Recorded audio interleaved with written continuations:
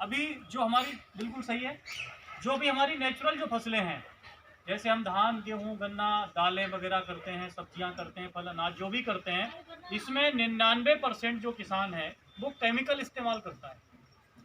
आज जो हम यूरिया लगा रहे हैं ये केमिकल है, आज जो हम डीएपी लगा रहे हैं केमिकल है, आज जो हम सुपर लगा रहे हैं केमिकल है। और ये केमिकल की मात्रा धीरे धीरे खेतों में बढ़ानी पड़ रही हमको है, बढ़ती जा रही है। इस बढ़ने का कारण क्या है कि जितना केमिकल हम डालेंगे ये जमीन उतना केमिकल और मांगेगी। जैसे बुरा ना मानिएगा, कोई लोग शराब पीते हैं और अगर मैं एक बोतल पीने की मेरी आदत पड़ गई तो कल को फिर एक बोतल में मज़ा नहीं आएगा, फिर कहेंगे अब थोड़ा एक पैक और होना चाहिए। उसकी आदत पड़ गई तो एक पैक और होना चाहिए, एक हैबिट बन जाती है हर चीज़ की है। ऐसे हमारे खेतों की हैबिट बनती चली जा रही है और मिट्टी पूरी तरह से खराब हो रही है। आज 33% अपनी ताकत ये मिट्टी खो चुकी है, मिट्टी 33% बंजर हो चुकी है। रुपए में 33 पैसे के बराबर इसकी शक्ति खत्म हो चुकी है। क्या हम चाहते हैं ये पूरी तरह से शक्ति इसकी खत्म हो जाए मिट्टी की? आज जो यही हो रहा है सारे वैज्ञानिकों ने सिद्ध कर दिया है और पूरी देश और दुनिया यानी दुनिया के सारे देश खेती को लेकर के बहुत चिंतित हैं। अभी आपको कुछ समय पहले की घटना भी 3-4 दिन पहले की है कि भारत की दिल्ली की मार्केट से जो फल सब्जी अनाज विदेश जाता था, यूरोपीय संघ ने सीधे उस पर पाबंदी लगा दी एक साथ। यूरोप के कोई भी देश अब वो नहीं खरीदेंगे। नेपाल ने पिछले साल अक्टूबर में सैकड़ों ट्रक फल सब्जी के बॉर्डर पे रोके थे, ध्यान है, खूब न्यूज़पेपर में न्यूज़ चली थी टीवी पे कि नेपाल ने सब रोक दिए। अमेरिका पहले से नहीं लेता, इजराइल चीनी खरीदता था नहीं लेता, बांग्लादेश चावल लेता था लगातार नहीं लेता। कोई भी देश हमारे देश का अनाज खरीदने को तैयार नहीं है। ऐसी स्थिति हमारे किसानों की हो चुकी है। किसान चाह रहा है, उसे लग रहा है मेरी आमदनी नहीं बढ़ रही। आपको पता है पहले सरकार आती थी, कोई भी सरकारें आती थी, कहते थे 5 साल में आमदनी डबल कर देंगे। पिछले 5 साल में फसल का रेट डबल हुआ है क्या? बल्कि देखा जाए तो खर्चा जिस तरीके से बढ़ा है। अच्छा, 5 साल में खर्चा बढ़ा है या खर्चा नहीं बढ़ा? खर्चा खूब बढ़ा है। खर्चे लगातार बढ़ रहे हैं क्योंकि खर्चा बिजनेसमैनों की वजह से बढ़ रहा है। दवाइयों के रेट बढ़ रहे हैं, उसमें किसान का रेट तो सरकार तय करेगी, लेकिन दवाइयों के रेट क्या सरकार तय करती है? तो फिर ये अन्याय क्यों है? फिर लागत भी सरकार को तय करनी चाहिए कि लागत इससे ज्यादा मत लगाना, इतने में हम तुम्हारा खरीद भी लेंगे, यही तो होना चाहिए। लेकिन नहीं, क्योंकि स्थिति कुछ और थी हमारे देश की। अब चीजें बदल रही हैं क्योंकि बहुत बड़ा संकट किसान के जो उत्पादन है उसके ऊपर आ चुका है। अभी आपको पता है रेट नहीं मिल रहे धान के रेट। अभी और साल 2 साल रुक जाइए, केमिकल वाला अनाज कहीं बिकने में नहीं आएगा। ये जो हम लोग अभी यूरिया और डीएपी लगा करके जो अनाज पैदा कर रहे हैं ये कहीं बिकने में नहीं आएगा। आपको पता है सरकार ने अभी जो गुप्ता जी बता रहे थे पाबंदी लगा दी है, 1 एकड़ में 1 कट्टा यूरिया ही मिलेगा एक फसल के लिए। ये मेरा निर्णय नहीं है ना हमारी कंपनी का, ऐसा ये है सरकार का। क्यों करना पड़ा ऐसा? यहाँ पर कितने किसान हैं जो केवल एकड़ में 1 ही कट्टा यूरिया इस्तेमाल करते हैं। 1 एकड़ में केवल 1 कट्टा यूरिया से ही 1 छमाही की फसल कर लेते हैं, कोई नहीं कर पाता है। सबको 1 से ज़्यादा चाहिए। फिर गवर्नमेंट क्या चाहती है आखिर ऐसा करना? क्यों चाह रही है? नुकसान चाहती है क्या? क्या आप पैसा नहीं देते हो उसका यूरिया का क्या? क्यों? क्योंकि कारण है किसान। आज हमारे भारत में 72% किसान है। 100 में से 72 लोग खेती करते हैं, 28 लोग हैं जो बाकी बिजनेस व्यापार और नौकरियां करते हैं। आज जो 72 लोग अपना खेती करते हैं, वो जो 72 लोग अनाज खाते हैं वो अपने खेतों का खाते हैं कि खरीदते हैं? मेरी बात आप लोग एक बार समझिए। 100 में से 72 लोग खेती करते हैं, इससे आप सहमत हैं क्या? 72 लोग खेती करते हैं, ये आंकड़ा है। अब 72 लोग जो खेती करते हैं, आप लोगों के खेतों में धान पैदा होता है, गेहूं पैदा होता है, आटा चावल क्या आप खरीद के लाते हैं कहीं से? नहीं, क्योंकि हमारे घर में पैदा होता है। लेकिन जो आप पैदा करते हैं वो अनाज कौन खरीदेगा? फिर आप तो खरीदोगे नहीं, आपके तो घर में पैदा होता है, वो कौन खरीदे? बाकी के बचे हुए 28 लोग। सरकार क्या खरीदेगी? सरकार तो किसी को देगी खरीद के, अपने लिए थोड़ी खरीदेगी। क्या योगी मोदी अपने घर ले जाएंगे क्या? एक व्यवस्था बनी है कि आपसे इकट्ठा खरीद लिया जाए और धीरे धीरे वो व्यापारियों को और मार्केट को बेच दिया जाए, ये व्यवस्था थी। सरकार इकट्ठा कर ले, क्योंकि एकदम इकट्ठा तो खरीदने वाला कोई है नहीं, वो उसको पैसा लगा करके गोदामों में इकट्ठा कर ले और धीरे धीरे उसकी बिक्री होती रहे, आपको आपका पैसा तुरंत मिल जाए। क्योंकि किसान को अगर कह दिया जाए फसल अभी बेच जाओ और 6 महीने में हर महीने थोड़ा थोड़ा ले जाना, तो क्या ले लेगा? उसको चाहिए इकट्ठा। लेकिन अब किसी से कहो कि 6 महीने का पूरा आटा एक ही बार खरीद लो, तो वो ले लेगा क्या? वो भी नहीं लेगा। तो फिर ये एक सिस्टम है बना हुआ, इसको समझने की जरूरत है कि सरकार ने पैसा लगाया, उसको इकट्ठा किया, लेकिन बेचना किसको है? मात्र 100 में से 28 लोगों को। समझ में आ रही है भाई? जिन जो खेती नहीं करते वही तो खरीदेंगे। आपकी खेती होती, आप थोड़ी क्यों खरीदोगे? मेरी नहीं होती, मुझे खरीदना है आपसे। अब 28 लोग जो समझदार लोग हैं, वो थोड़े पढ़े लिखे भी हैं और थोड़ा पैसा भी, शहर के लोग पैसा भी थोड़ा ज़्यादा कमा लेते हैं। शहर में तो अब सैलरियाँ लोगों की लाखों रुपए सैलरियाँ होती हैं महीने की। तो उसमें से बहुत सारे कर्मचारी, अधिकारी, चपरासी, नेता, अभिनेता हैं। अब वो इतना जागरूक हैं कि वो रोज उनको पता लगता है नई नई न्यूजें। अभी नई वैज्ञानिकों ने सिद्ध कर दिया है कि खेतों में जो केमिकल इस्तेमाल हो रहा है, इसकी वजह से भारत में बीमारियां बढ़ रही हैं। आज हार्ट के रोग, यानी कि दिल की बीमारियां, ब्लड प्रेशर की बीमारी, डायबिटीज की बीमारी, जो पहले गांव में नहीं होती थी, अब तो शुगर गांव के लोगों को भी होती है, पहले नहीं होती थी। ये बीमारियां गांव में नहीं थी, अब ये गांव में बहुत, क्योंकि गांव में 72% आबादी है। अब इससे कोई फर्क नहीं पड़ा आप कहाँ के हो। अरे गांव में रहते हो तो भी तो गेहूं खाओगे साहब, आटा तो तब भी खाओगे। शहर में रहते हो तो भी वही आटा खाओगे, और आटे में ही अगर जहर हो तो कोई बच पाएगा क्या? आज भारत में इस तरह से बीमारियां बढ़ रही हैं। अब जो बच्चे वो 28% लोग वो हमारा अनाज खाना नहीं चाहते। आज भारत में किसान जैविक खेती करने लगे हैं। जैविक किसान जो खेती कर रहा है, उसकी फसल के दाम दोगुने मिल रहे हैं। और कौन दे रहा है? हम आप नहीं दे रहे हैं, वो जो शहर के लोग जिनको आप बेचना चाहते हो वही दे रहे हैं, क्योंकि उनके पास पैसा है और वो जागरूक है। जागरूक को आपको बेचना, वो जागरूक है। उन्होंने हमारा अनाज खरीदना बंद कर दिया। नेपाल जागरूक था तभी तो अनाज बंद करा उन्होंने, तभी तो बवाल हुआ मेरा भैया खरीदा नहीं जा रहा, सैकड़ों ट्रक बॉर्डर पे खड़े हैं, क्योंकि वो जागरूक था। क्या लगता है केवल दिमाग नेपाल वालों के पास ही है, हमारे लोगों के पास नहीं है क्या? है, जिनके पास है, क्योंकि दिमाग है तो पैसा भी होना चाहिए। उनके पास पैसा भी, वो आपका अनाज नहीं खरीद रहे हैं। आज जैविक अनाज बड़े शहरों में खरीदा जा रहा है। जो 28% आबादी है वो जैविक चाह रही है। आप दे रहे हो क्या जैविक? और वो खाएंगे नहीं, क्योंकि कैंसर नहीं लेना चाहते हो। आज भारत में जिस तरह से कैंसर रोगियों की संख्या बढ़ रही है, इसका कारण सबसे बड़ा ये खेतों में पड़ने वाला केमिकल है। इस वजह से दुनिया के देश इसको नकार रहे हैं। और अभी आपने देखा कि पिछले साल जिस रेट पे हमने धान बेचा, अभी उस रेट भी मिलना मुश्किल पड़ गया था, और मुश्किल है भी। कारण क्या है? क्योंकि अभी सरकारें अपने खजाने से 16-17 रुपए में खरीदते हैं और बेचते कितने में? आप ही को 2 रुपए किलो में बेचने आते हैं। लेते हो आप लोग राशन के कोटे पे? पैदा किसने किया? आप ही ने। और बेचा कितने में?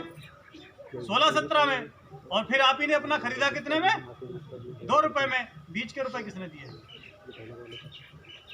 ये तो आपके सामने है ना ये गणित, मैं कोई पर्सनल तो कह नहीं रहा हूं। ये बीच के 14 रुपए कहां से गए? कोई व्यापारी दिए, कोई टाटा वाटा अंबानी ने दिए होंगे, हो सकता है कोई टाटा वाटा को फंड लगा हुआ हो। ये खजाने से जो हम ही लोगों का जो विकास के लिए पैसा काम में आना चाहिए, वो पैसा ठिकाने लगता है। कोरोना में टैक्स आना गवर्नमेंट के पास बंद हो गया, हाथ खड़े कर दिए, भाई साहब हम खरीद नहीं पाएंगे। कितना % किसान का सरकारी रेट पे बिक पा रहा है देख लो आप। कितना %? 100 में से कितने किसानों का, 100 कुंटल में से कितना कुंटल बेच पा रहे हो आप देख लो। आज भाई साहब मुश्किल से 25% अनाज, मुश्किल से 25% सरकार खरीद पा रही है। बाकी 75% व्यापारियों के मनमाने रेट पे बिकेगा। मनमाना उनकी भी मर्जी नहीं है, जब उनका नहीं बिक रहा तो वो खरीदें कहां से? अरे हमारा अगर माल बिक रहा है तो क्यों नहीं खरीदेंगे? हीरो की मोटरसाइकिल बढ़िया बिकती है, इसके रेट थोड़ी घट जाएंगे। घटे उसके जिसकी ना बिक रही हो, उसकी सस्ते में मिलेगी। हमारी बिक रही तो क्यों मिलेगी सस्ते में? मैं बता दूं, केमिकल वाला अनाज पूरी तरह से बिकना बंद हो चुका है और इसमें दिनों दिन संकट आता जा रहा है। इसलिए भारत सरकार पूरे देश में केमिकल फर्टिलाइजर को बंद करने की तैयारी में है। इस पे काम शुरू हो चुका है, अभी आपको बताया जा चुका है। मैं भी आपको एक रिपोर्ट दिखा दूं।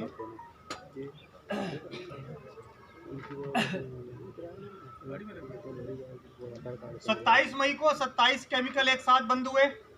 अगर आपको खबर नहीं है तो आज YouTube वगैरह पे, गूगल पे डाल लेना, पता लग जाएगा आपको। 14 मई को 27 केमिकल एक साथ बंद हो चुके हैं पूरे देश में। सिक्किम पूरी तरह से जैविक प्रदेश बन चुका है। दूसरा, उत्तराखंड जैविक कानून बन चुका है, स्टार्ट हो चुका है, वहां भी कुछ एरिया 100% ऑर्गेनिक कर दिए गए। तीसरा स्टेट उत्तराखंड उत्तर प्रदेश बन रहा है, जिसके 27 जिले ऑर्गेनिक घोषित हो चुके हैं।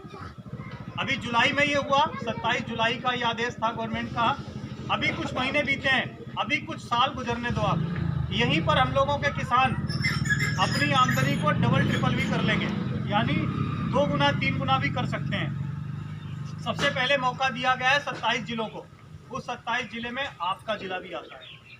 आपको मौका दिया गया है अपनी आमदनी बढ़ाने का। जिस तरीके से आप अभी तक आमदनी ले रहे हो, मिल तो रही है जैसे तैसे, लेकिन वो बहुत दिन नहीं चलने वाली। अब तरीका बदल गया है। जैसे आज भी कोई व्यक्ति कहे आज भी मैं तो हालचाल पूछने के लिए चिट्ठी लिखूंगा, तो आप उसको सही कहोगे क्या? आज भी कोई कहे मुझे किसी के हालचाल लेने, ससुराल के हालचाल लेने, मैं तो चिट्ठी लिख के भेजूंगा, सही कहोगे उसको क्या? क्योंकि वक्त के हिसाब से चलना पड़ेगा। हाँ, भेज सकते हो आप चिट्ठी, लेकिन कितने दिन में आएगी वापस? जाएगी कितने दिन में, वापस कितने दिन में आएगी? आपको उतने दिन अब सब्र नहीं है। यहाँ पर सिस्टम आ गया, अभी का फोन करो, अभी बात कर लो। खेती में भी चीजें बदली हैं, खेती में चीजें बदल रही हैं। जो अभी आप लोग खेतों में केमिकल इस्तेमाल कर रहे थे, वो आपको बंद करना पड़ेगा। या तो मर्जी से करिए, वरना मजबूरी में करना पड़ेगा। सिक्किम के लोगों को मजबूरी में करना पड़ा, उत्तराखंड के लोगों को मजबूरी में करना पड़ा, उत्तर प्रदेश के लोगों को मजबूरी में करना पड़ेगा। ये तीसरा स्टेट बनने वाला है उत्तराखंड, जिसपे जैविक पे काम शुरू हुआ है। और ये किसी का नुकसान कराने के लिए नहीं है। ये संस्था का जो केंद्र खुला है, ये किसी का नुकसान कराने के लिए नहीं खुला है, और ये केवल माल बेचने के लिए नहीं खुला है कि कोई कंपनी है अपनी खाद दवाएं बेचना चाहती है। अगर बेचने के लिए खुला होता तो इस एरिया में बहुत सारे केमिकल की दुकानें चला रहे हैं लोग, उनको जो चाहे वो बेच दें, जो चाहे। कोई भी कंपनी आती है, क्या हुआ थोड़ा सा, उनको कोई भी कंपनी आती है तो दुकानदारों के पास ही तो जाती है, और दुकानदार के यहाँ अपना माल रखवा देती है, और आप जाते हो उसके यहाँ कि भैया खेत में जो बीमारी लग गई, बढ़िया सी दवा दे दो। नाम बताते हो क्या, कौन सी दे दो? 1% किसान मुश्किल से होगा जो नाम बता के दवा लेता है, वरना लोग कोई भी दे दो बढ़िया वाली। वो कहता है ये बहुत बढ़िया वाली आई है। कौन सी आई है जिसको आप जानते नहीं हो? वही वाली तो आई होगी, ये बहुत बढ़िया आई है, इसको ले जाओ। वो क्यों बेच रहा है? क्योंकि इस पे कमीशन ज़्यादा है, इसलिए पहले इसी को बेचेंगे। हर दुकानदार का रूल होता है ना। और एक एक दुकान में 100 नाम की दवाइयाँ हैं, आपको भी नहीं पता कौन सी मिलेगी आपको। वो देखेगा किस पे मार्जिन बढ़िया है, वो वाली उठा के दे दो।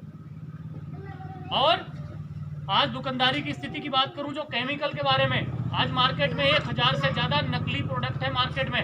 खाद बीज दवाएं नकली में, जिंक जाइम घरों में लोगों के थैले पैक हो रहे हैं। आप लोग न्यूज़पेपर में देखते होंगे, मैं भी खूब देखता हूँ, घरों में थैले पैक हो रहे हैं। दवाइयों की खाली शीशियां वापस मांग रहा है दुकानदार। खाली शीशी मांगी जाती है, आपके इधर होता है? हमारे इधर चल रहा है वो, जो भी मैं नाम नहीं लेना चाहता। खाली शीशी का क्या करोगे भाई? क्या फैक्ट्री में बंद हो गई क्या? सिस्टम देखो आप, सबको पता है खाली शीशी कोई क्यों मांगता है। दुकानदारों के पास ये पोजीशन है, आधे से ज्यादा ऐसा माल दुकानों में कंपनियां बेचती हैं जिसका ना कोई बिल है, ना कोई स्टैंडर्ड है। पड़ोसियों के घर में दुकानदार रख देता है। मेरे कई मिलने वाले हैं, पड़ोसियों के घर में माल रखवा देते, बोले यहाँ रख ले यार। क्यों रख रहे हो? अरे मेरे यहाँ छापा पड़ जाएगा। तुम तो छापे से बच गए, लेकिन किसान ने जिस खेत में डाला उसको कौन बचाएगा? उसकी तो हालत खराब हो गई। आज खेतों में कितनी बीमारी लगने लगी हैं। आज से 50 साल पहले जब ये, या 10 साल पहले ले लो, जब इतनी दवाएं नहीं होती थी मार्केट में, तो क्या बीमारी इतनी होती थी? जैसे जैसे दवाएं बढ़ रही हैं, वैसे वैसे बीमारियां बढ़ रही हैं। क्या रोक लोगे आप मार्केट में दवाओं को बढ़ने से, बीमारी को बढ़ने से रोकने का कोई इलाज है आपके पास? गोबर से खेती कर नहीं सकते, गोबर तो इतना रखा नहीं, और गोबर में भी तो यूरिया है। अरे जानवर चारा काहे का खाता है? यूरिया का ही तो खाता है। क्या ऑर्गेनिक खिलाते हो उसको? तो उसमें भी तो यूरिया ही है। अभी वैज्ञानिकों ने सिद्ध कर दिया। पहले पुराने लोग कहते थे कि गाय भैंस का दूध दुआ जाए उसी समय पी लो, यानी कच्चा दूध पी लो तो सेहत बन जाएगी। आज के समय में कच्चा दूध पीना कैंसर का कारण बन रहा है। कच्चा दूध पीने से कैंसर हो रहा है, यानी दूध भी सुरक्षित नहीं रहा। मैं आपको रिपोर्ट दिखाता हूं, आपको लगेगा कि अपनी तरफ से बात कर रहा है। ये देखो लिखा है, गाय भैंस में भी हो रहा कैंसर, बिना उबाले पिया दूध तो आप भी हो सकते हैं शिकार। मैं दूध नहीं बेच रहा हूँ कि मैं कहूँ कि मेरे यहाँ दूध मिलता है इससे कैंसर नहीं होगा, मैं आप ही की बात आपको बता रहा हूँ। क्योंकि मुझे मौका मिला है 3.5 साल में मैं बायोवेल की संस्था के साथ भारत के कई राज्यों में और कई जिलों में लाखों किसानों से अब तक मिला हूँ, और बहुत सारे एरिया मैंने देखे हैं। ऐसे किसान, हमारे यहाँ तो बहुत अच्छा माहौल है, हमारे यहाँ तो पानी आसानी से मिल जाता है, ट्यूबवेल यहाँ है, हमारे इधर खैर अच्छा पानी का सिस्टम है पीलीभीत की तरफ, इधर थोड़ा सा टफ है। ऐसे एरिया हैं जो केवल डिपेंड बैठे हैं, बोरिंग तो हो ही नहीं सकता, नीचे खारा पानी है, पानी ऊपर आ नहीं सकता, और बोरिंग भी नहीं हो सकता है, नहर पे डिपेंड है, सरकार नहर में पानी भेजेगी तो हमारी फसल होगी। ऐसे एरिया जिनको केवल साल में एक ही फसल मिल पाती है, दूसरी फसल मिल ही नहीं पाती है, भगवान भरोसे हो जाते हैं दूसरी फसल में, ऐसी स्थिति भी मैं देखी है। तो खैर, मेरा कहने का मतलब, जो आप खेतों में यूरिया डीएपी इस्तेमाल कर रहे हो, जो केमिकल डाल रहे हो, इससे बीमारियां और बढ़ेंगी, घटने वाली नहीं है, घटने वाली नहीं है। आप सोचोगे अगली साल बीमारी कम लगेगी, नहीं, दवा ज़्यादा लगेगी, और वो दवा नहीं है जो आप खेतों में डालते हो। दवा तो देखा जाए तो नीचे जो खादें डाल रहे हो वो दवा है, वो दवा है, हालांकि वो केमिकल वाला है, वो सरकार ने मान लिया। उस दवा की जगह ये वाली दवा आ चुकी है। यूरिया डीएपी को धीरे धीरे कम करो और उसकी जगह पे ये सॉइल पावर डाल दो। ये नेचुरल है, जो यूरिया में नाइट्रोजन पाया जाता है वो इसके अंदर भी पाया जाता है, जो डीएपी में जो चीज़ें पाई जाती हैं वो इसके अंदर भी पाई जाती हैं। ये है, इसको केमिकल से तैयार नहीं किया गया है। जैसे पहले हम लोग गोबर खाद से ही बढ़िया काम कर लेते थे, गोबर खेत में डाल दो, बढ़िया किल्ले भी आ जाएंगे, पौधा भी बढ़िया रहेगा, हरा भरा भी बढ़िया रहेगा। ऐसा ही तो होता था पहले, 50 साल पहले, क्योंकि सारी चीज़ उसमें थी, प्रकृति ने खुद दिया हुआ था। प्राकृतिक चारा जानवर खाते थे, चारा स्पेशल बोने की जरूरत नहीं है, बहुत सारा चारा होता था, घास फूस होती थी, जानवर चरेगा, वो प्रकृति का दिया हुआ है, उससे जो गोबर आएगा उसमें प्राकृतिक सारी चीज़ें होंगी। अब वो चीज़ें खत्म हो गई, खेती की हम लोगों का तरीका बदल गया। पहले कोई किसान खेत में 1 एकड़ में 1 कुंटल काटता था, 4 कुंटल काटता है। अब अगर उससे कह दिया जाए तू जैविक कर, लेकिन होगा 1 बीघे में 1 ही कुंटल, तो करेगा किसान क्या? नहीं। तो सरकार ने इसको ध्यान रखते हुए एक व्यवस्था बना दी है, जो व्यवस्था यहाँ से आपको मिलेगी कि आपका उत्पादन नहीं घटेगा। जैविक करने के पीछे लोगों को एक डर रहता है कि मैं जैविक खेत में डाल तो दूं, लेकिन मेरा उत्पादन घट जाएगा। तो मैं बता दूं, आपका उत्पादन घटेगा नहीं।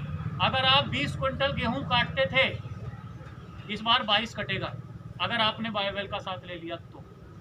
ये गारंटी की बात कर रहा हूँ, क्योंकि 3.5 साल का अनुभव मेरा भी है और संस्था की भी बड़ी रिसर्च है इन प्रोडक्ट को लेकर के। ये प्रोडक्ट 3.5 साल की रिसर्च के बाद मार्केट में है, तो इसका बड़ा फायदा है।